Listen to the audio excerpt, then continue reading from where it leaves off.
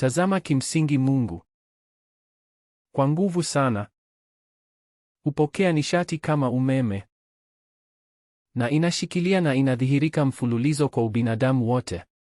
Unaiona, kama ikiwa nina haja ya kuzungumza na wewe kwa lugha ya kawaida ya kijamii, ni kama mshikilia umeme. Kama kusema, unaweza kuingia kwenye samadhi na Parama Shiva na kuleta kitu kizima duniani, lakini Mungu anapaswa kuwa na uwezo wa kushikilia na ionyeshe, iangaze kwa wanadamu. Hiyo ndiyo sababu sanamu nzuri iliyotengenezwa kwa granite nene sana inatengenezwa. Hatuabudu sanamu. Tunaabudu Mungu kupitia sanamu. Mtu fulani alininiuliza, kwa nini tunamimina maziwa kwenye linga la Shiva? Nikasema, hapana, tunamimina kwa Paramashiva. Inamwagika kwenye linga la Shiva. Tunaabudu Mungu kupitia Mungu.